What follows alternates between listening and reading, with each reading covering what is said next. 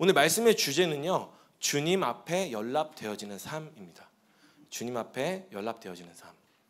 네, 오늘 말씀의 주제요, 참 이제 많은 이야기로서 또 듣던 이야기이기도 하고, 또 오늘 찬양으로 고백하기도 하고, 또 시편 19편의 말씀을 가지고 아시다시피 이 은혜를 좀 누려보려고 하는데요.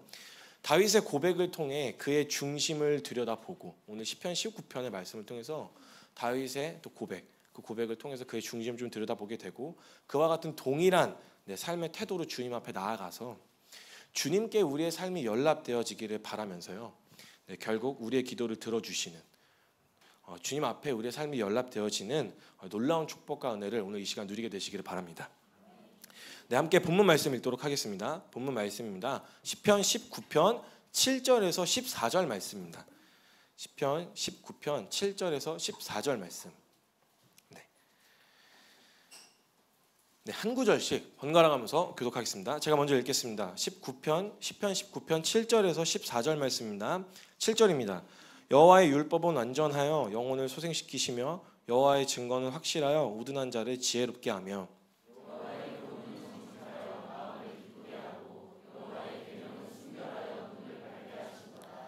여호와를 경외하는 도는 정결하여 영원까지 이르고 여호와의 법도 진실하여 다 의로우니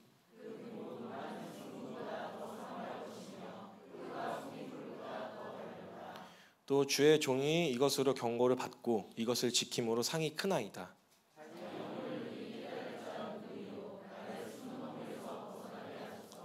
또 주의 종에게 고의로 죄를 짓지 말게 하사 그 죄가 나를 주장하지 못하게 하소서. 그리하면 내가 정직하여 큰 죄가에서 벗어나겠나이다.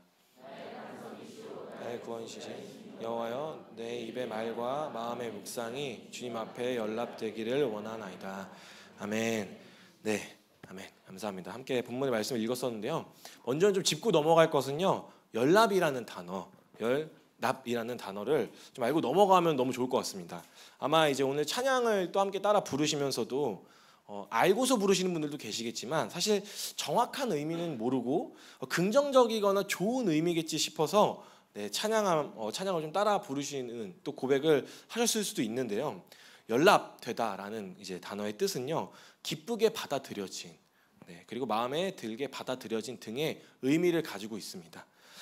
그럼 이제 함께 이제 봉독하지는 않았지만 시편 전문의 내용은 쭉 훑어서 제가 좀 말씀을 드리자면요, 함께 말씀을 보시면서 따라오시면 좋을 것 같아요. 시편 전문 1절에서 14절까지의 말씀을 함께 좀 짧게라도 좀 요약해보고 넘어갈 텐데, 1절에서 6절의 말씀입니다. 1절에서 6절의 말씀 좀 끊어서 먼저는 다윗이 이제 모든 만물을 지으신 그 하나님의 위대하심을 높이는 것을 볼 수가 있게 되어집니다. 하나님을 찬양하는 거죠. 하나님 찬양하면서 마치 하나님이 등장하시는, 임재하시는 그 중에 효과음을 넣듯이 웅장하게 하나님의 위대하심을 드높이는 모습을 볼 수 있게 되어지는데요. 그리고 7절에서 10절 말씀입니다. 7절에서 10절 말씀, 하나님의 말씀의 그 능력과 성격, 그리고 그 말씀에 대한 자신의 그 느낀 점들을 열거하면서 이야기합니다. 결국에는 하나님의 말씀이 꿀보다 더 달다라고 이야기하게 되어지는데요. 그리고 나서 11절, 하나님의 그 말씀의 기준 아래에 속하여서 영향을 받는 삶의 중요성에 대해서 한번 강조를 하고요, 그 말씀의 가치를 그렇게 강조하면서 드높이는 것을 볼 수가 있게 되어집니다. 그러면서 이제 12절에서 13절 말씀이죠. 그 누구도 스스로 자신의 죄를 깨달을 수 없으니 마치 미처 깨닫지 못한 죄에서 벗어나게 하시고, 고의로도 죄를 짓지 않게 하셔서 죄가 나를 주장하지 못하게 하여 주시기를 간구하면서요, 14절 말씀에 다윗이 자신의 신앙을 하나님께 고백하길, 기도로서 고백하길, 주님은 나의 기준이 되시고, 반석, 주님은 나의 기준이 되시고 주님이 나의 주인 되시기에, 구속자, 주인 되시기에 자신의 삶이 주님 앞에 기쁘게 드려지기를, 주님의 마음에 들기를 원한다라고 이야기하는 것을 볼 수가 있게 되어집니다. 그럼 여기서요, 이제 여기서 우리의 삶이 주께 연락되어지기에 한 가지, 그 다윗의 고백에서 드러난 그의 가치관으로서 하여금 우리의 삶에 도전할 삶의 태도가 있는데요. 먼저 다윗은요, 하나님께서 아시다시피 그에게 기름 부으실 적에 그는 나의 마음에 합한 자라고 이야기하셨습니다. 그래서 하나님께서 인정한 사람이었죠. 사울보다도 더 다윗은 내 마음에 합한 자다라고 인정하시는 사람이었는데요. 이후 사울 그리고 이스라엘 왕들의 태도를 이 다윗과 좀 비교해 볼 때 다윗은 하나님의 그 마음에 합한 자로서 그리고 그 오늘의 본문의 이 말씀에서 드러난 그의 가치관으로서도 우리에게 도전할 믿음의 태도가 있음을 보게 됩니다. 그것은 바로 자신의 주권을 포기하고 전적으로 하나님에게 의존된 삶을 살았다는 것입니다. 다른 여느 왕들과 다르게 또 이전의 사울과 다르게 정말 전적으로 하나님을 의지하는 삶을 살았던. 그래서 그 예로요, 다윗은요 하나님 앞에서 자신을 표현하길 이렇게 표현합니다. 그냥 단순한 겸손이 아니라요. 그가 목동으로 있을 때부터 하나님의 그 은혜를 하나님과 동행하고 그분의 전능하심을 힘입어 깨달아 그가 고백하길 자신은 이제 주의 종이다라는 거. 그게 이제 왕이 되어지고 나서도 자신을 그렇게 표현을 하죠. 하나님 앞에서의 내가 왕이 아니라 나는 주의 종입니다.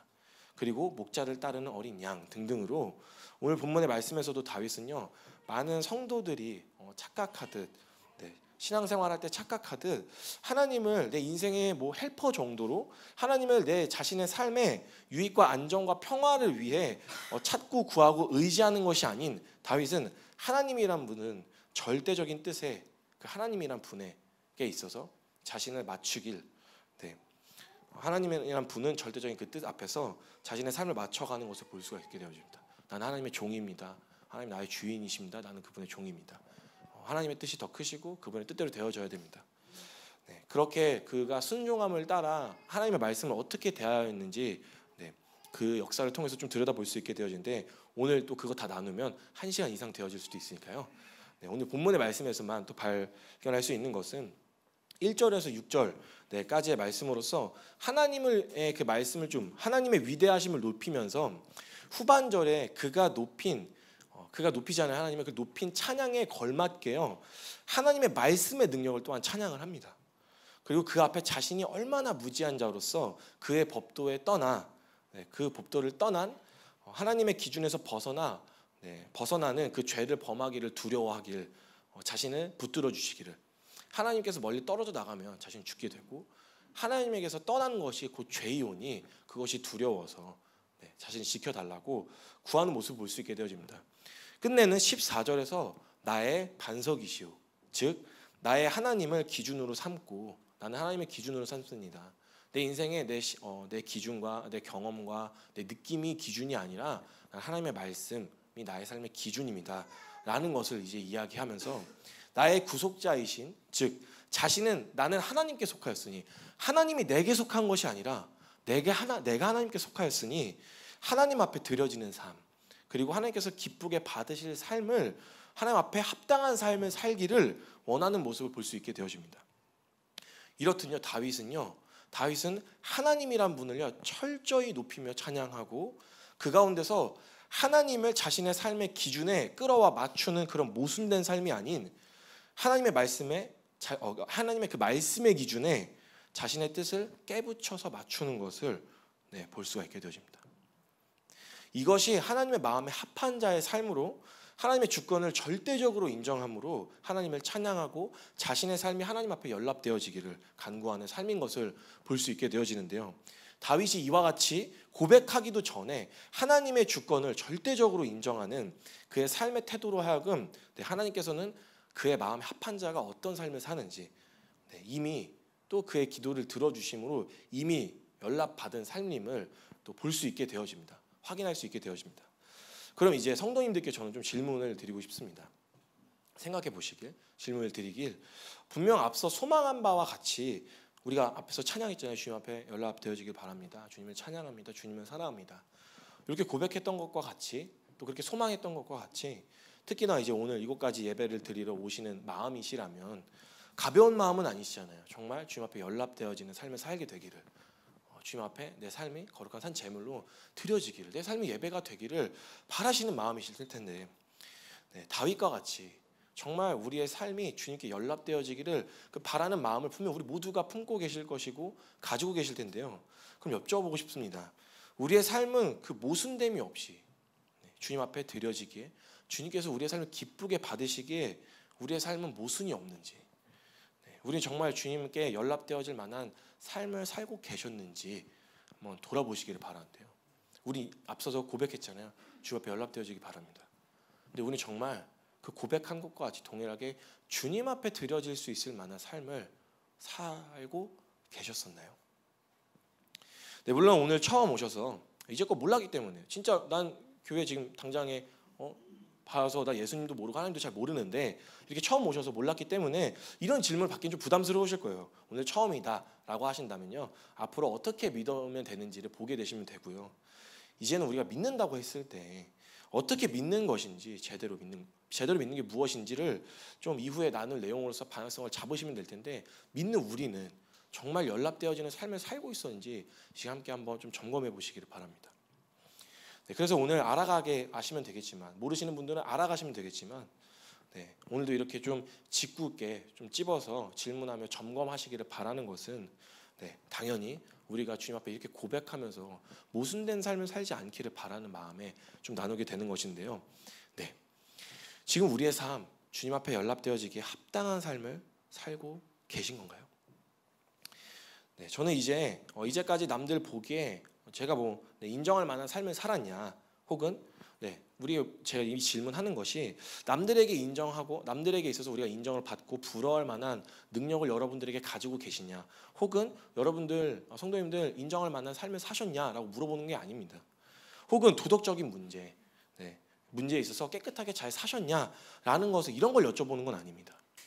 앞서 이야기했듯 하나님께서 기뻐 받으시는 삶은요, 자신의 뜻과 그 원함을 내려놓고 온전히 하나님의 뜻을 따라 사는, 하나님을 최고로 여기는 삶을 이야기하는 것입니다.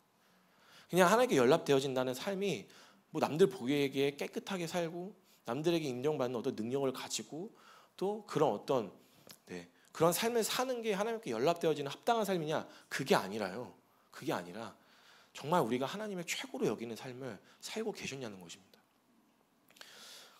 그렇다면 정말 우린 정말 주님께 연락되어지기에 그 말씀의 기준으로 살고 계셨는지 좀 점검해 보셔야 되는데요. 과연 우리의 신앙생활은 주님께 연락되어지는 삶을 살고 있었는가? 더 구체적으로 우리의 삶을 좀 점검해 보시기를 바라요. 한 가지, 우리가 주님께 연락되어지는 삶을 살고 있었는지, 혹은 살고 있는지 점검할 수 있는 기준이자 팁이 있습니다. 팁.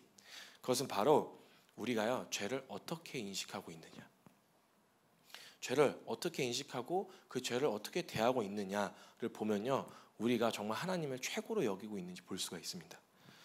다윗은 하나님의 말씀의 능력과 자신의 경험한 그 느낌을 전반절에 계속 이야기를 표현을 하면서요, 12절에 대뜸 갑자기 죄에 대한 이야기를 합니다. 앞에서 하나님 말씀은 참 대단하십니다, 의로우십니다, 거룩하십니다 다 얘기하는데, 그리고 나서 갑자기 죄에 대한 이야기를 하죠. 사실 12절의 말씀으로요, 다윗이 죄를 어떻게 인식하고 죄를 어떻게 대하고 있었는지, 죄에 대한 보다 근본적으로, 죄라는 것을 보다 근본적으로 다루고 있는 것을 볼 수 있게 되어집니다. 다윗은 그저 부지 중에 죄를 짓지 않게 해주세요 라는 정도의 수준으로서 이와 같은 고백을 한 것이 아니라요, 자기의 허물을 능히 깨달을 자가 없다고 이야기하면서요, 자기 자신도 죄로 깨달을 수 없으니, 그 다음 깨달을 수 없을 때가 있으니 죄에 대한 인식과 기준도요, 철저히 자기 자신에게 있는 것이 아닌 하나님께 있는 것을 볼 수가 있게 되어집니다. 그리하여서 하나님께서 보시기에 옳지 않는 것을 죄로 여기며, 죄로 구분할 수 있는 하나님께, 나로서는 그 깨닫지 못하는 죄로부터 벗어나게 하여 주시기를, 하나님의 말씀으로 나를 좀 강건하게, 나에게 좀 주장하여 주셔서 나 벗어나게 해주시기를 간구하는 모습을 볼 수가 있게 되어집니다. 죄마저도요, 하나님을 의지함으로 멀리하려는 것을 볼 수가 있게 되어집니다. 내가 막 의지로 어떻게 이 죄를 이겨보겠다라는 게 아니라요, 죄를 깨닫고 나니까 이게 내가 할 수 있는 게 아니구나, 주님 나를 좀 도와주세요. 난 죄를 죄로도 깨닫지 못합니다. 하나님, 죄를 죄로 깨달을 수 있도록 나에게 말씀하여 주시고 그 죄로부터 나를 멀리할 수 있도록 붙들어 주세요. 이렇게 기도하는 것이죠. 이렇듯요, 주님 앞에 내 모든 삶에 연락되어지는 자의 삶의 태도로 죄를 어떻게 인식하고 어떻게 대하고 있느냐, 누가 뭐라 하지 않아도요, 하나님께서 죄라 말씀하시면 죄로 여기고요. 죄를 멀리하길 자신의 의지로서 이겨내려고 하는 게 아니라요. 하나님을 의지함으로써 말씀을 붙들고 끊어내려고 한다는 것입니다. 그럼 이제 생각이 드실 것입니다. 하나님께서 언제 우리에게 죄라고 말씀하셨는가? 무엇을 죄라고 말씀하시는가? 죄를 어떻게 죄라고 나에게 어떻게 말씀하셨는가? 네. 우리가 궁금증이 들잖아요. 직통 계시를 하는 것인가? 뭐 이거 죄야 이렇게? 네. 과연 이런 것인가? 이 말씀에서 좀 들여다볼 수 있게 되어진데요. 앞서 말씀드린 기준으로서 이제 실제적인 이야기를 할 수 있게 되어집니다. 쉽게 이야기하면요, 하나님께서 선이시고 하나님 밖에 있는 것이 악이고 죄다라는 것을 인지하시고요, 하나씩 대입해 보시되 하나님 안에 넣기엔 매우 어색한 것들이 있을 것입니다. 우리에게 허락된 모든 삶의 자리들, 내가 한 선택들, 내가 지금 붙들고 있던 것들요, 한 번씩은 꼭 점검하셔야 돼요. 네. 이게 하나님 안에 있기에 합당한 것인가? 네. 이게 하나님 안에 있기에 어색하지는 않은가? 네. 그리고 하나님 밖에 두면 이질감이 없는 것들이 있죠. 그럼 뭐가 죄인지 우리의 최소한의 양심을 통해서라도요, 우리는 인지할 수 있게 되어집니다. 예를 들어서요, 정말 예를 들어서 담배 있잖아요. 그 나뭇잎 같은 거를 돌돌 말아서 종이 안에 넣은 그걸 피는 그 행위를 우리 들여다보죠. 전 정죄하고 싶은 게 아니에요. 그걸 들여다볼 때 이 담배를요, 하나님 안에 한번 넣어보세요. 어떠신가요, 여러분? 이상하지 않으신가요? 하나님께서 니코틴에 의지하신다? 이 말이 안 되잖아요. 네. 그렇다면 그래, 니코틴 그냥 보여지기도 안 좋고 도덕적으로 벽이 안 좋아. 그러면 전자담배는요? 한번 생각해 보시죠. 전자담배를 하나님 안에 넣어본다. 이 매우 되게 실제적인 이야기거든요. 우리가 지금 주어지고 고민하고 있는 이뿐만이 아니라 술도 마찬가지죠. 우리가 하는 선택들 모든 것들을요, 동일하게 이 하나님 안에 둬보세요. 이게 합당한 것이 맞는가? 하나님이 그렇게 하신다면 나는 정말 그걸 인정할 수 있게 되어지는가? 네, 이와 같은 원리로도요, 우리가 품게 되어지는 모든 생각 그리고 모든 계획 또한 점검할 수 있게 되어집니다. 절대로 문제가 되지 않는다고 해서요, 누군가에게 피해가 되지 않는다고 해서 좋은 것은 좋은 거니까 등등 죄라고 내가 느껴지지 않을지언정 이와 같은 원리를 우리 점검하셔야 됩니다. 죄라는 것은 지금 내가 느껴지는 게 중요한 게 아니라요, 하나님 앞에서 하나님께서 이걸 죄로 여기시는가가 중요하다는 것인데요. 분명 여러 애매한 순간들이 우리가 신앙생활을 하시면서 지금 이런 얘기를 처음 들어보신 게 아니실 거예요. 네. 그러면서 애매한 순간들이 찾아 들어오셨을 거거든요. 이게 죄인가 저게 죄인가, 이렇게 해도 되는 거 아닌가, 계속 고민하게 되어지는 내적 갈등들을 늘 항상 마주하며 살아오셨을 텐데, 우리가 얼마나 이성적이고 합리적이라면서 그간 사실 모순된 삶으로 살게 되어진지 발견하게 되셨을 것입니다. 예를 들면 이런 거예요. 예를 들면 우리가 이런 생각들을 하는데, 그냥 제 이야기로서 좀 풀어 설명을 하자면요, 저는 이미 이제 연애를 이전에 훈련을 여기 들어올 때 한 8년 전이죠. 8년 전이 아니고 한 7년 조금 넘어서 전인데, 이미 저는 이제 연애를 하고 있었던 중에 들어왔었고요. 그리고 그때는 이제 이미 지금 이제 아내가 되셨지만, 그때는 이제 여자친구인 간사님께서 미리 먼저 들어와 계셨습니다. 그래서 이제 제가 훈련을 받기 위해서 들어왔는데, 저는 이제 남들과 다르게 저는 이제 자신감이 있었죠. 난 잘하리라. 난 잘할 수 있다. 왜냐면 결단된 마음으로 들어왔기 때문에 나는 여기서 반드시 엄청난 결론을 가지고 난 열심히 잘 훈련을 받을 것이다. 훈련에만 집중해서 제가 잘할 수 있을 거라고 생각했는데요. 저도 남들과 다를 바 없을 뿐더러 제 의지로만 되는 것이 아니었기 때문에 참 이게 연애를 하면서 훈련을 받는다는 게 참 쉽지 않구나 좀 깨닫게 되는 시간이었습니다. 그러면서 이제 말씀을 또 묵상해 나가면서 또 훈련을 받기를 말씀 앞에서 점검이 되어지는 거예요. 참 이게 어떤 편에서 참 너무 걸림돌이 된다, 합당하지 않은 영역들이 참 있다. 그래서 제가 이제 결단을 하게 되죠. 저희는 무기한이거든요. 훈련 받을 때 수료한다는 건 이제 무기한인데, 이제 훈련 받을 때까지는 그래 헤어지는 것으로. 근데 사실상 앞서 말씀드렸기를 무기한이니까 그냥 거의 진짜 헤어지는 것으로, 난 정말 오늘도 온전히 주님 앞에 서겠다라는 마음으로 결단을 내고 하나님 앞에 바로 설 것을 좀 결단했습니다. 그런데 이제 결단하면요, 결단한 만큼 경험해 보셨잖아요. 결단한 만큼 꼭 그때 막 흔든다는 거. 막 그냥 마음이 막 쉽지 않게 요동치는 게 되어지는데, 어떤 상황이 벌어지냐면요, 저랑 이제 어쨌든 그때 당시 여자친구였던 그 아내 간사님의 그 가정 상황이, 둘 다 가정 상황이 진짜 그게 치닫게 되는 겁니다. 와, 어떻게 해야 되지? 그게 진짜 막 그게 치닫게 되어지는 상황이 펼쳐지게 되어지는데요. 한 번은요, 너무 이제 힘들다 보니까 이제 연락이 오는 거예요. 연락이 오는데 그럼 이제 또 원래는 어떻게 해야 되죠? 안 받는 게 맞겠죠. 왜냐? 우리는 그냥 헤어졌으니까. 네. 그 맞죠? 그런데 이제 생각이 들죠. 저는 이제 동료로서 얼마나 그 힘든지 그 아픈 마음에 상담차, 격려차 연락을 이제 받아서 그 울릴 때 네, 연락 받아서 이제 통화를 하게 되었습니다. 그럼 또 경험해 보셨잖아요. 또 그렇게 또 엎어지고 나면 그게 또 얼마나 그렇게 찔리는지. 네, 그래서 이제 곧 찔 얘기는 안 되겠다. 나 이제 더 철저히 해야 된다. 서야 한다라고 하지만 이게 또 전화가 안 올리라는 보장이 없잖아요. 그럼 또 이제 열린 결말로서 이제 또 우리가 싸우게 되죠. 그때는 또 어떻게 해야 되는가? 사실 오늘 제대로 하는 게 중요한데 그때는 또 어떻게 해야 되는가? 그러면 이제 이때부터 우린 내적 갈등을 하기 시작하게 됩니다. 이도 막 그러면서 이제 철저하게 해야 된다. 막 이도저도 아니면 아니겠다는 생각이 들지만요. 그때부터 이제 수많은 내적 갈등을 하게 되죠. 아니 실제적으로 이제 얼굴을 봐도 생각을 하게 되는 거예요. 저희가 맨날 이제 같이 어쨌든 훈련을 받게 되니까요. 이제 멀리 좀 떨어져서 그나마 할 수 있는 게 얼굴 안 보고 나는 그냥 이렇게 좀 생각하고 이렇게 지나가는 거 정도였거든요. 사실 얼굴 안 보고 아는 척 안 하고 뭐 이렇게 필요한 거 이렇게 그 알아도 이렇게 안 하는 약간 요런 어떻게 보면 유치하고 참 그런 상황인데요. 아무튼 그렇죠. 그러면서 전 되게 철저히 하겠거든요. 아는 척도 않고 눈길도 주지 않고 도와주지도 않고 그냥 내 할 일만 하는. 그러니까 생각이 드는 거예요. 이 정도는 가능하지 않을까? 네, 그러니까 이런 거죠. 내가 이제껏 어떻게 했었는지를 주장하면서 하고 싶은 거죠. 네. 그러면서 이제까지 그렇게 했으니 지금 뭐 이제 우리는 또 생각이 확장되잖아요. 지금 뭐 직접 보는 것도 내가 아니고, 진짜 막 그 사람 너무 힘든데 나라도 이렇게 안 해주면 이 사람 떠나면 어떻게 해? 공동체 떠나면 어떻게 해? 등등의 동료로서의 걱정, 네. 수많은 사심들을 숨겨서 등등의 굳이 나여야만 하는 그 합리적인 이유를 들면서 네, 제대로 하려고 하기보단 이게 정말 하나님께서 앞에서 약속한 부분이고 사실 그러면 막 죄도 이게 맞니 아니 따지기 전에 하나님 앞에서 부끄러운 그 일들을 타협하려고 하는 시도가 우리에게 일어나게 될 것입니다. 그런 시간들을 좀 경험하게 되어졌는데요. 이에 저는요 다시 사실 말씀 좀 깨닫게 하신 말씀을 붙들고 바로 좀 서고자 아예 단칼에 거절했죠. 다시는 연락하지 마라. 네, 아예 곁을 주지도 않았었는데요. 결국엔 끝이 나야 않느냐 그렇게. 네, 아시죠? 네, 저 닮은 딸 2명. 그때 그때 그 시간이 언제적 시간이었는지.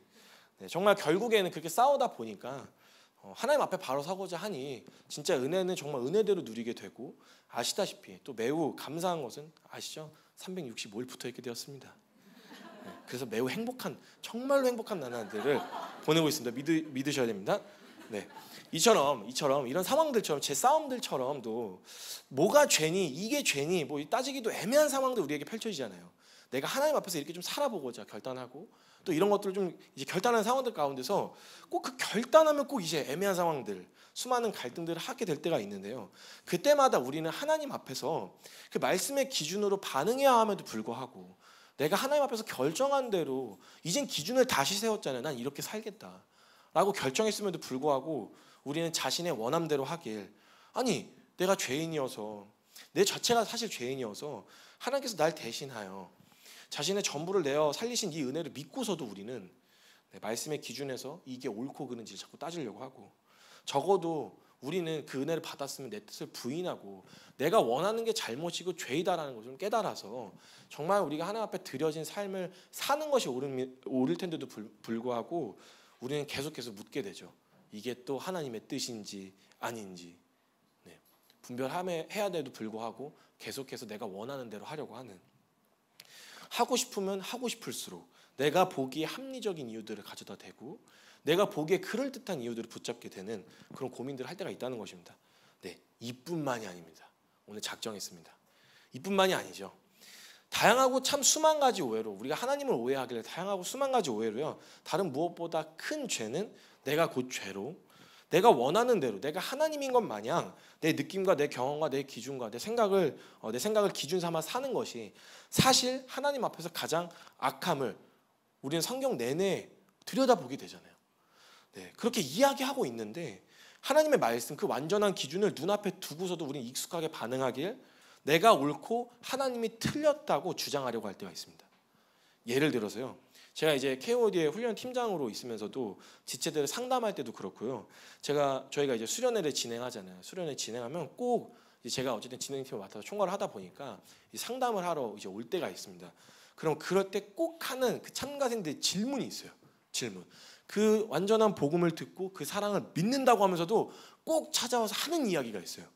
그게 뭐냐면요. 대표적으로 첫 번째는 이게 처음에 이제 MBTI 이야기 나오다가 저희 지체들 안에서 제가 전 진짜 F거든요.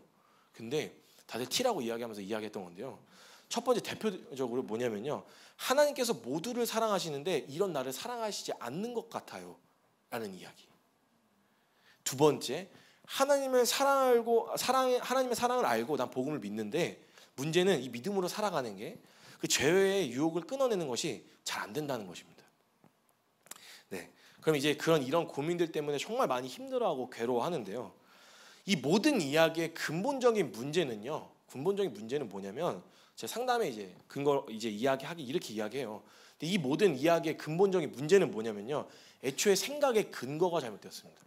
그러니까 뭐냐면요. 즉 기준을 잘못 잡았다는 얘기인데 이야기하죠. 하나님께서 모두를 사랑하시는데 이런 합당하지 않고 참 이 더러운 나는 사랑하지 않는 것 같아요. 사랑하지 않으실 것 같아요. 나는 사랑하지 못하실 것 같아요. 라고 이야기하는데 이 말을 자세히 잘 조목조목 뜯어 살펴보면요. 이 말은 무슨 말인고 이런 말이 왜 나오느냐 하면요. 자기가 느껴지기에 이 느낀 죄책감이 크기에 다른 사람들은 괜찮아도요. 하나님께서는 이 정도까지는 사랑하지 못하실 것 같다는 이거 대단히 큰 착각입니다. 여러분. 지금 자기가 느끼고 있는 정죄감이 크니까 그 느낌이 그 생각이 기준이 되어져서 하나님의 사랑을 판단하게 되어지는 것이죠. 하나님께서는 이런 나를 사랑하지 못하실 것 같다. 되게 뭔가 신령하고 뭔가 되게 겸손한 고백인 것 같지만 아닙니다. 하나님의 사랑을 안다면 절대 그렇게 이야기할 수가 없습니다. 하나님 편에서 자신의 아들을 내어주실 땐 모든 것을 아시는 주님께서 우리를 아시고서 전능하신 하나님께서 그 모든 걸 다 아시고서도 결정하신 사안입니다. 그렇게 사랑하셨다는 것입니다. 그걸 알고서도 사랑하셨다는 것입니다. 그러니 내가 더 특별한 죄인이어서 사랑하지 않으시다기보단요. 오히려 반대로 하나님께서 날 사랑하심이 근거가 되어지면요. 오히려 그래서 그렇게 더욱 지독한 죄인이기 때문에요. 다른 것으로는 안 되는 하나님의 아들을 내어주신 것을 잊으시면 안 됩니다. 내가 진짜 더욱 하나님의 사랑이 필요한 사람이구나. 그러니까 이런 나를 사랑하지 못하실 것 같아요가 아니라 와 정말 이런 나를 위해서 그래서 예수 그리스도였군요. 정말 그 은혜가 나에게 필요한 것이었군요. 하고 믿음으로 받아들이면 되는 거거든요. 이와 같은 마찬가지 원리로 써요. 하나님의 사랑을 아는데 난 경험했는데 믿음으로 사는 게 너무 잘 안 돼요. 죄의 유혹을 끊어내지 못하겠어요. 라고 이야기합니다. 네, 사실 이것도 굉장히 어떻게 보면 신령하고 겸손한 고백이면 참 애절한 그 가슴 아픈 사연 같지만요. 그거 다 공감해 줘서 안 됩니다, 여러분. 절대로. 네. 왜냐하면 이와 같은 발상은요, 결국 그 주신 은혜를 그 결과가 어떻게 되느냐?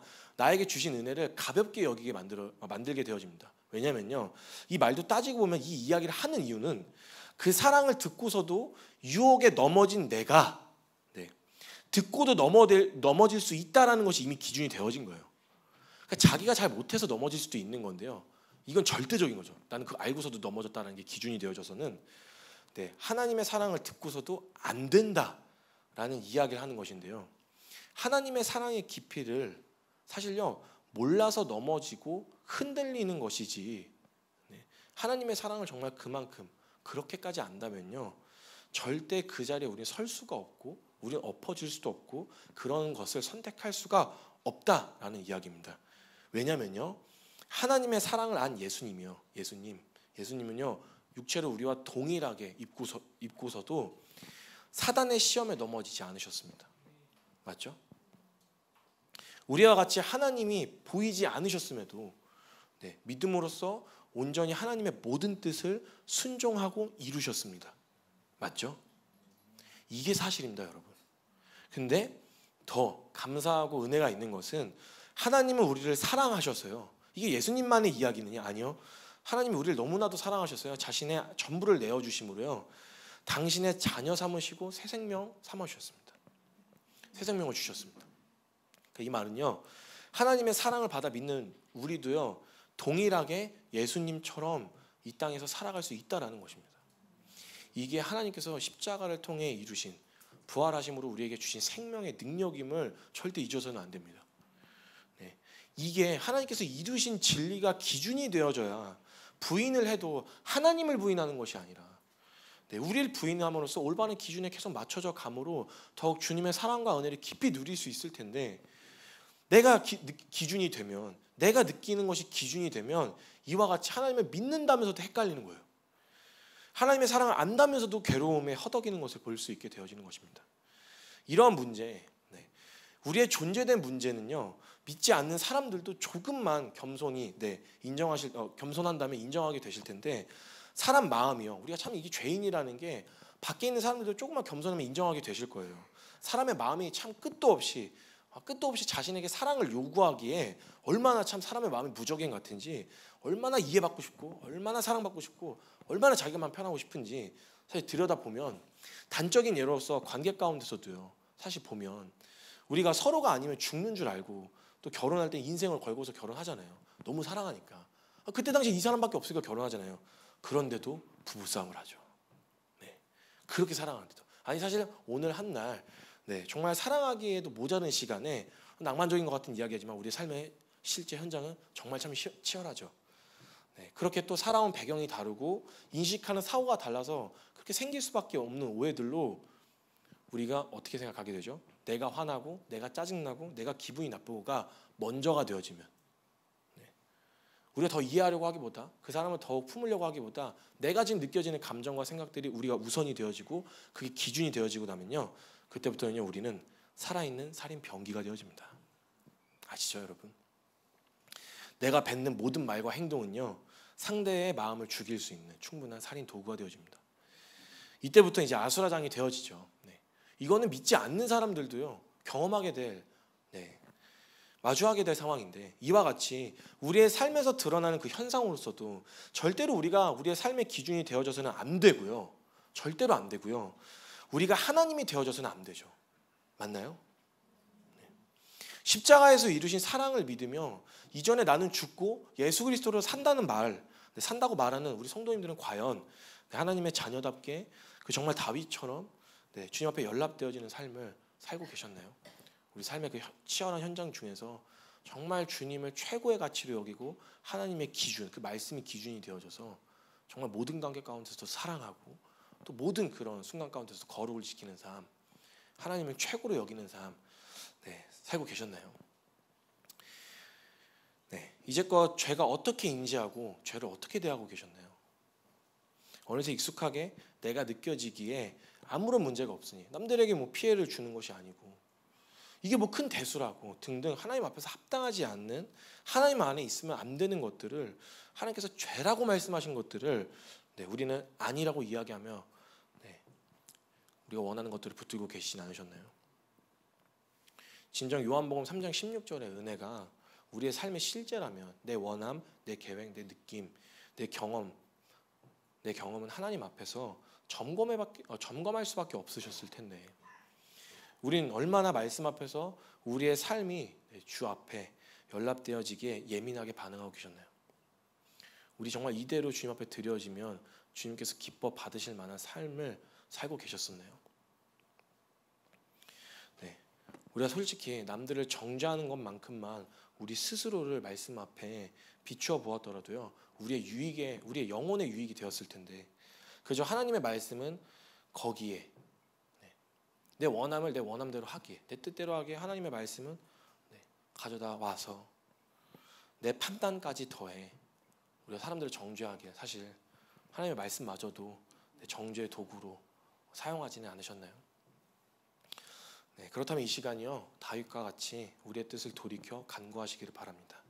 시편 19편 12절에서 14절 말씀입니다. 자기의 허물을 능히 깨달을 자가 누구리요? 나를 숨은 허물에서 벗어나게 하소서. 또 주의 종에게 고의로 죄를 짓지 말게 하사 그 죄가 나를 주장하지 못하게 하소서. 그리하면 내가 정직하여 큰 죄가에서 벗어나겠나이다. 나의 반석이시요 나의 구속자이신 여호와여, 내 입의 말과 마음의 묵상이 주님 앞에 연락되기를 원하나이다. 스스로는 절대 죄로 깨달을 수 없는 우리에게 선 그 자체이신 하나님의 말씀을 우리에게 허락하여 주시고 나에게 주장하여 주셔서 우리로 하여금 죄로부터 멀리하게 하여 주시옵소서. 주님은 나의 기준이십니다. 내가 주님께 속했습니다. 나의 모든 삶이 주님께 연락되어지기를 원합니다. 이렇게 주님만 의지하시는 성도님들이 되어주시길 바랍니다. 오늘도 이 시간 이 시편의 말씀을 붙들어 주님을 의지함으로 주님께 연락되어지는 삶을 살고 그 은혜를 누리게 되시기를 바랍니다. 그리고 꼭 기억하셔야 됩니다. 우리가 먼저는 그런 삶의 태도로서 죄를 죄로 여기지 않고 우리가 안일하게 대하고 있었다면요, 우리가 이 시간 돌이켜 하나님 앞에 연락되어지는 삶을 살기에 은혜를 간구하시되 우리가 기억하셔야 될 것은 주님께 연락되어지는 삶은요, 하나님을 하나님으로 믿을 때 누릴 수 있는 삶입니다. 매 순간 하나님을요, 우리의 삶의 하나님으로서 가장 최우선 순위의 분이심을 인정함으로 말씀에 순종하며 우리가 나아가시는 키퍼스처치 성도님들이 되어주시길 바랍니다. 함께 기도하시겠습니다. 오늘도 이 시간 말씀의 결론을 가지고 다윗이 주님 앞에 구했던 것처럼 동일한 간구로서 그 모든 은혜를 다윗만 누렸던 게 아니라 우리도 동일하게 누리시기를 바라는데요. 이때 간구하실 때요, 제가 이 말씀을 준비하면서 한 가지 딱 요즘 요 근래 이 말씀 묵상하면서 딱 한 가지 떠오르게 된, 다윗이 정말 전적으로 하나님을 의지하면서 그의 신앙을 보면서 조금 좀 생각나게 된 이야기가 하나 있는데, 김용희 선교사님께서 해주신 말씀이 이게 참 뇌리에 남더라고요. 이게 뭐냐면요, 김용희 선교사님께서 이제 들으신 말씀인데 그게 무슨 말이냐면 전적인 자기 포기는 하나님의 절대 은총을 가져온다 라는 것을 이제 믿음에 관하여 설명해 주실 때 좀 그게 너무 제가 도전이 받게 되면서 오늘도 계속 이 다윗의 고백, 정말 하나님을 전적으로 의지하면서 하나님 오늘 나에게 말씀하여 주시기를, 내가 정말 나를 주장하지 않고 말씀이 나를 주장하여 주셔서 죄에서 멀리하게 하시기를 간구하게 되는 모습이 계속 생각나게 되어졌는데, 오늘 이 시간 이 문구를 좀 기억하시면서도 정말 주님을 전적으로 의지하셨으면 좋겠습니다. 우리가 정말 전적인 자기 포기, 정말 우리를요 내려놓으면요 정말 하나님께서 우리를 지키십니다. 여러분, 그 은혜를 누리셨으면 좋겠습니다. 우리가 살아가는 신앙생활, 내가 어찌 꾸역꾸역 지켜가면서 하나님이 이러신 분이에요 변화하는 삶이 아니라요, 정말 매 순간 주께 우리의 모든 주권을 내어드려서 주님이 직접 통치하시고 다스리는 삶, 그래서 우리의 어떠함을 떠나 하나님의 영광과 그 하나님의 뜻이 드러나는 삶으로 주님 우리를 붙들어 주시기를, 그렇게 우리의 삶은 주께 연락되어지기를 간구하셨으면 좋겠습니다. 이 시간 우리의 삶이 주님께 연락되어지기에 하나님께 매 순간 우리 간구하셨으면 좋겠어요. 주님, 나에게 매 순간 말씀하여 주세요. 계속해서 내 뜻을 꺾고 정말 주님 주장하여 주세요. 함께 간구하셨으면 좋겠습니다. 주님 곁을 떠나 사망으로 달려가는 것이 아니라 주 안에 참된 복을 누리게 하여 주시옵소서. 정말 주님께서 정말 주님 앞에 연락되어지는 삶을 살게 되어져 주님이 허락하시는 기쁨으로 만족하는 삶이 되게 하여 주시옵소서. 주님, 우리의 입술의 말과 마음의 묵상이 주님 앞에 연락되어지기 원합니다. 사랑하는 주님의 뜻을 나에게 주장하여 주시옵소서. 말씀 가운데 두신 당신의 마음을 오늘도 이 시간 나에게 더 깊이 깨달아 알게 하여 주시옵소서. 우리 사랑하는 주님의 이름을 간절히 부르시며 함께 간구하시며 나아가도록 하겠습니다. 함께 기도하시겠습니다. 주여!